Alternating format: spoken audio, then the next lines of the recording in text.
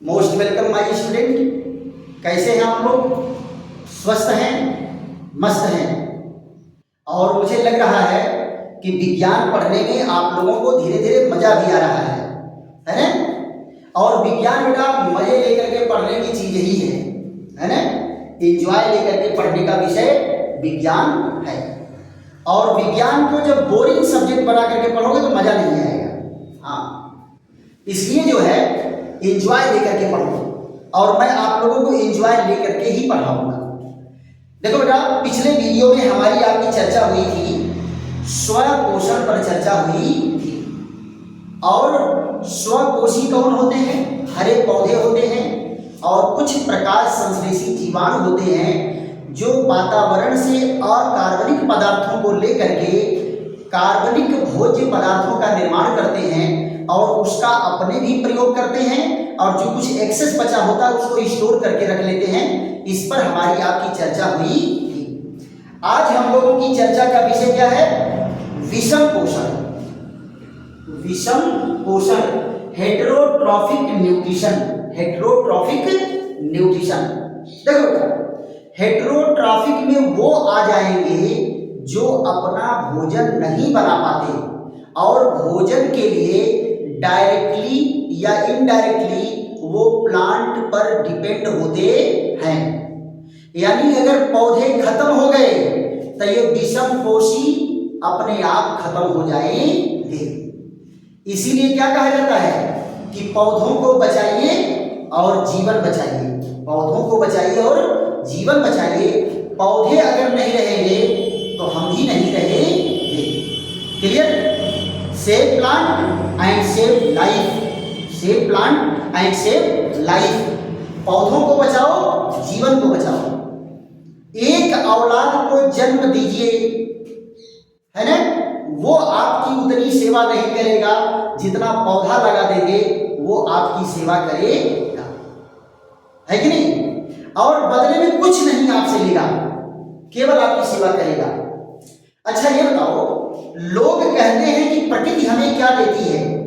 जरा कल्पना करके देखो, अगर कोई एक व्यक्ति वेंटिलेटर पर चला जाए और डॉक्टर कह दे कि इनको ऑक्सीजन देना है, तो एक 24 घंटे के ऑक्सीजन का चार्ज वो 3 से 4 हजार रुपया रखता है।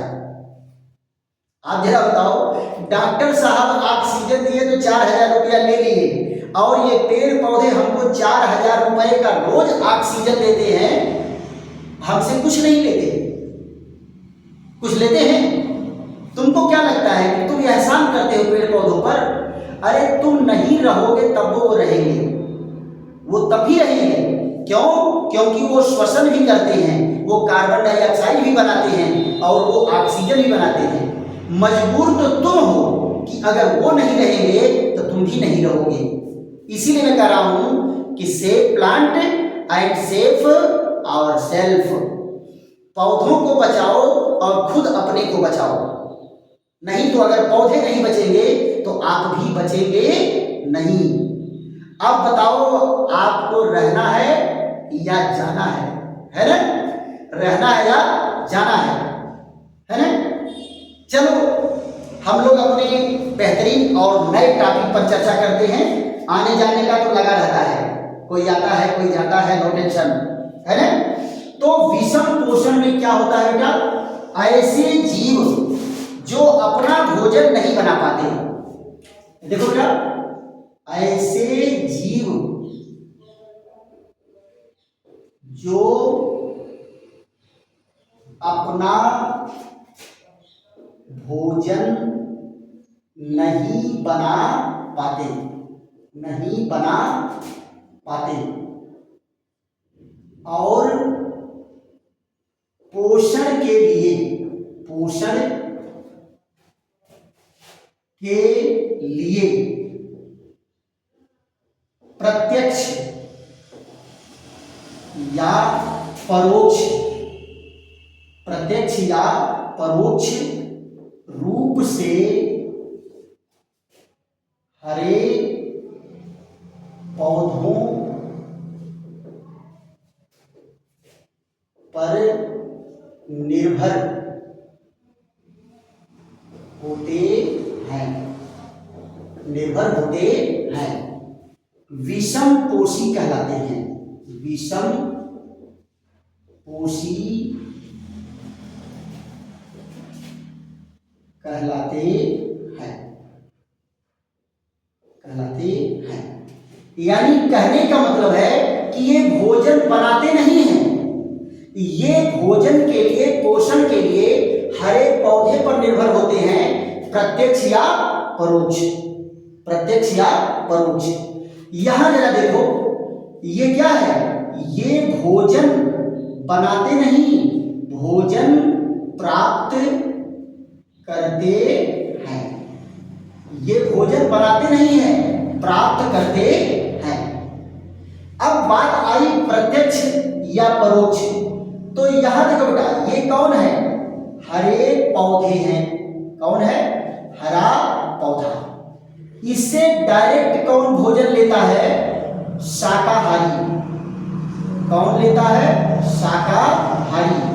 और शाकाहारी में कौन आ गया, बकरी, हिरन, खरगोश, गाय, भैंस, etc।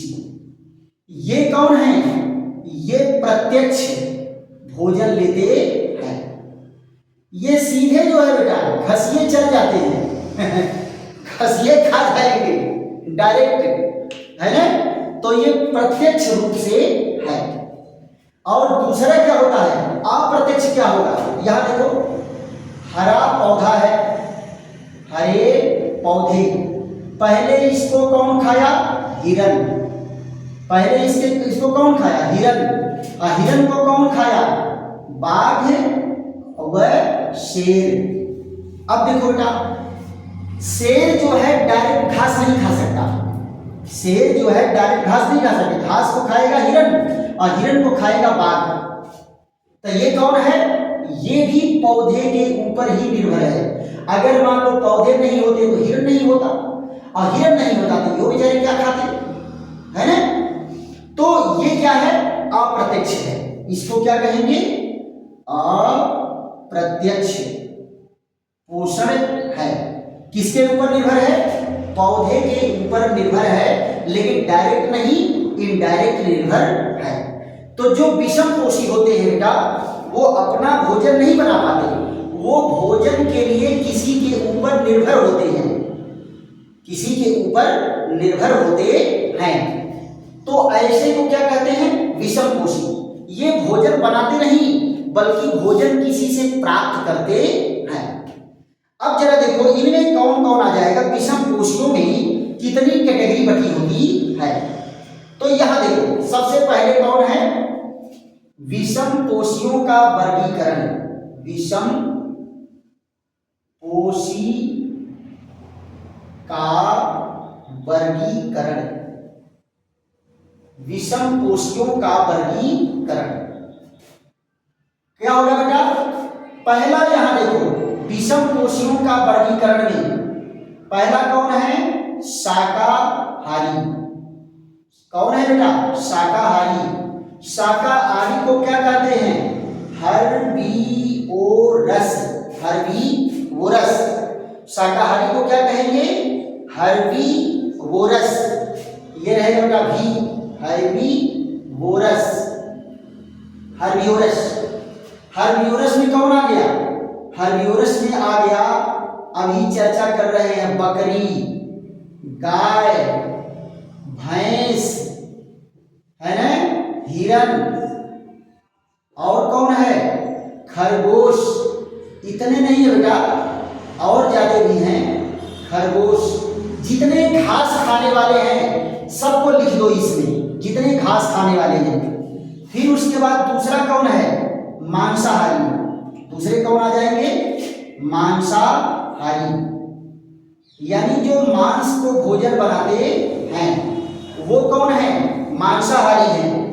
मांसाहारी को क्या कहते हैं बेटा, कार्निवोरस। इसको क्या कहते हैं, कार्निवोरस, कार्निवोरस। कार्निवोरस में कौन आ गया, शेर, बाघ। और कौन है? गीदड़। गीदड़, गीदड़ माने सियार हो, गीदड़। लोमड़ी, लोमड़ी ईटीसी। ये कौन है? मांसाहारी है। ये कौन है? मांसाहारी है। इसमें कुछ पक्षियां भी है बेटा। बाज, बाज जो है ये पक्षी जो है ये भी मांसाहारी होता है। तीसरा यहां जा देख लो, तीसरे को क्या कहते हैं यहां पर? मृतोपजीवी या अपमार्जक। मृतोपजीवी यानी मृत पदार्थों से भोजन लेते हैं, मृतोपजीवी, या इनको क्या कहते हैं? स्कैवेंजर्स कहते हैं। क्या कहते हैं? अपमार्जक। अपमार्जक। ये देखो, इनको अंग्रेजी में क्या कहते हैं? सैप्रोफाइट। सैप्रोफाइट, या इसको क्या कहते हैं? स्कैवेंजर। स्कैवेंजर कहेंगे। प्राकृतिक सफाई कर्मी इनको कहते हैं। इनमें कौन आ जाता है? इनमें आ जाते हैं गिद्ध। कौन आ जाता है? गिद्ध। और कौन आ जाता है? कौवा। कौवा आ जाएगा। गिद्ध है, कौवा है ना? ये जो है मरे हुए जानवरों को भोजन बनाते हैं, मरे हुए जानवरों को भोजन बनाते हैं। और पौधों में बेटा कौन है? कवक। कवक है, ये मृतोपजीवी है। कवक क्या है? मृतोपजीवी है। फिर उसके बाद कौन आ जाएंगे? ये आपका सर्वाहारी। कौन आ जाता है? सर्वाहारी। सर्वाहारी में कौन आ जाएंगे? ये शाकाहारी और मांसाहारी दोनों होते हैं। ओमनीओरस, ओमनीओरस ये सर्वाहारी हैं। ये शाक व मांस दोनों को भोजन बनाते हैं, दोनों को भोजन बनाते हैं। तो शाकाहारी मांसाहारी में कौन आ गया बेटा? सबसे बढ़िया इसका एग्जाम्पल तो मनुष्य है। मनुष्य सर्वाहारी में है। फिर उसके बाद कौन है? बिल्ली है, बिल्ली। फिर उसके बाद कौन है? कुत्ता, कुत्ता। ये सब कौन है? कुत्ता बेटा मांस भी पाएगा खा लेगा, रोटी भी पाएगा खा लेगा। बिल्ली भी दूध भी पी लेती है और चूहा भी खा लेती है। अब हम लोगों का तो कहीं कुछ पूछना नहीं है, हैं? मनुष्यों को कहीं नहीं पूछना है कि क्या खा लेते हैं, जो नहीं मिलेगा वह खा लेते हैं। हाँ, कुछ भी खा लेते हैं, इनका कहीं कोई वो नहीं है। इसीलिए सबसे दुर्दांत कंज्यूमर कौन है? सबसे दुर्दांत कंज्यूमर मनुष्य है। हाँ, एकदम आताताई है, जान लो। तो ये हो गया सर्वाहारी। उसके बाद क्या आ जाता है? पांचवें नंबर पर आ जाते हैं अपघटक। अपघटक में कौन होता है बेटा? डीकंपोजर। डीकंपोजर आ जाएंगे। सारे अपघटक इसी में आ जाते हैं। अपघटक बेटा कौन होते हैं? जीवाणु। जीवाणु होते हैं अपघटक में।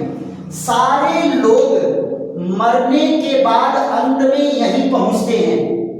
एक कबाड़ी है ना, जितनी गाड़ियां हैं सब अंत में वहीं जाएंगी, है ना। और ये उनको तोड़ फोड़ करके फिर अपना जो है, इनको जिनसे ये बने थे उसमें सिंपलेस्ट फॉर्म में उनको तोड़ देता है।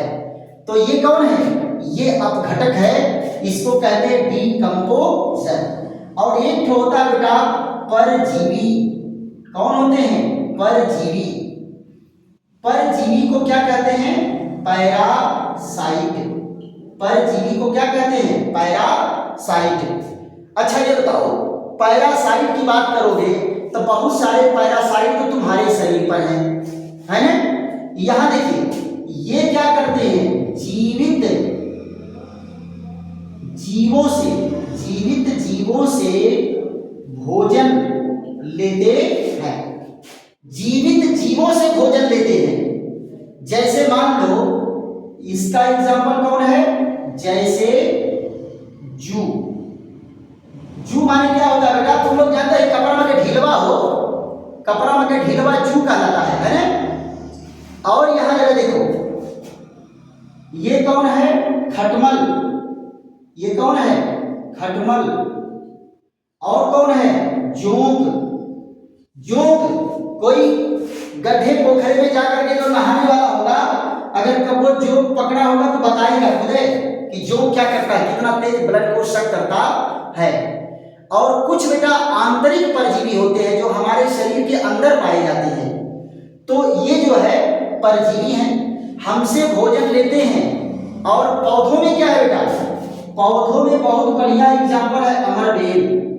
कौन है? अमरबेल। ये पौधे के ऊपर उगता है और उसके ऊपर जीवित रहता है। तो ये बेटा कौन है? ये सब विषम पोषी हैं। कौन है? विषम पोषी, राइट। ये अपना भोजन खुद नहीं बनाएंगे, ये भोजन के लिए किसी दूसरे पर निर्भर होते हैं। किसके ऊपर निर्भर होंगे? पौधे पर निर्भर होते हैं, प्रत्यक्ष या परोक्ष रूप से। प्रत्यक्ष ये एग्जाम्पल, परोक्ष का ये एग्जाम्पल है। और कितने तरह से कैसे कैसे भोजन में डिवाइड किया गया है विषम पोषियों का वर्गीकरण।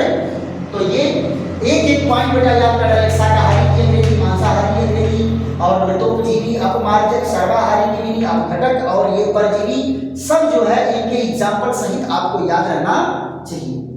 अब देखो बेटा, विषम पोषण के पद पर चर्चा कर लेते हैं। विषम पोषण के पद, तो देखिए विषम पोषण में कौन कौन से पद आते हैं, कितने चरण में ये प्रक्रिया संपन्न होती है।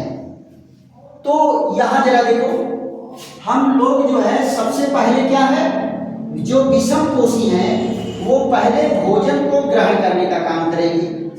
क्या करेंगे? भोजन को ग्रहण करने का काम करेंगे। तो यहां हम लोग चर्चा कर लेंगे एक एक पॉइंट पर। यहां देखो, विषम पोषण के पद, विषम पोषण के पद, इसकी अंग्रेजी क्या होती है? Steps of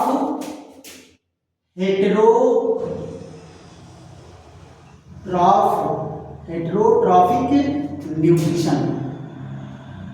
heterotrophic nutrition.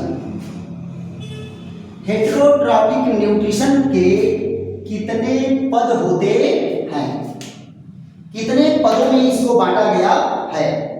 अच्छा, ये मान लो सबसे बड़ी चीज आसानी से तुम्हारे समझ में आएगा कि सबसे बढ़िया विषम पोषी अपने को खुद मान लो। हम ही कहाँ अपना भोजन बनाते हैं? हम लोग भी तो अपना भोजन किसी दूसरे से लेते हैं। कब जो है पेड़ पौधे से अपना भोजन ले लेते हैं, फल फूल अनाज के रूप में ले लेते हैं, कभी जंतुओं से अपना भोजन लेते हैं, दूध मलाई घी के रूप में ले लेते हैं, है ना? और दूध के रूप में न लेकर के कबो कबो तो नहीं से ले लेते हैं डायरेक्ट। मुर्गी मुर्गा बकरी बकरा काट कूट करके पका के खा लेते हैं, मछली उछली अंडा फंडा सब, है ना? तो हम तो खुद जो है सबसे बड़ा हेटेरोट्रॉफिक मोड वाले हैं। तो देखो बेटा, हम लोग जो भोजन ग्रहण करते हैं उसके कितने चरण होते हैं? पहला देखो, पहला है भोजन ग्रहण करना। भोजन ग्रहण करना, भोजन ग्रहण करना। तो भोजन ग्रहण करने को क्या कहते हैं बेटा? भोजन ग्रहण करने को कहते हैं इंजेशन। क्या कहते हैं? इंजेशन। इंजेशन, इंजेशन मतलब क्या है कि भोजन को अंदर ग्रहण करना, है ना? भोजन को अंदर ग्रहण करना। तो पहले तो हम लोग भोजन को ग्रहण करेंगे, फिर दूसरा काम क्या करेंगे? भोजन का पाचन। भोजन का क्या होगा? पाचन। यानी भोजन को हम पचाएंगे, यानी ये क्या होगा? डाइजेशन। क्या होगा? डाइजेशन। डाइजेशन आपको मैं बताया था, यहां फिर जान लो, ये क्या होता है? कॉम्प्लेक्स कॉम्प्लेक्स फूड को क्या करना है, सिंपलेस्ट, कॉम्प्लेक्स फूड को सिंपलेस्ट फॉर्म में क्या, ब्रेकिंग, क्या ब्रेकिंग ही जो है डाइजेशन कहलाता है।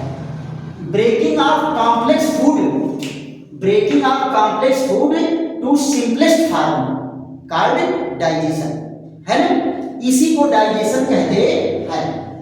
तो भोजन को ग्रहण करने के बाद क्या होगा, भोजन पचाया जाएगा। फिर उसके बाद क्या है, भोजन का अवशोषण होता है। क्या होता है, अवशोषण। अवशोषण की अंग्रेजी क्या होती है, एब्जॉर्प्शन। भोजन को क्या कहते हैं, एब्जॉर्प्शन। भोजन ग्रहण करना कहाँ होता है, एब्जॉर्प्शन। तो एब्जॉर्प्शन का काम कहाँ होगा, छोटी आंत में। कहाँ होगा, छोटी आंत में भोजन का अवशोषण होता है।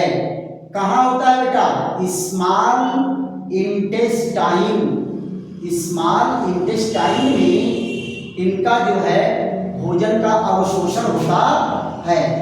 और यहाँ पाचन भी कहाँ होता है बेटा, पाचन भी, कंप्लीट पाचन छोटी आंत में ही होता है।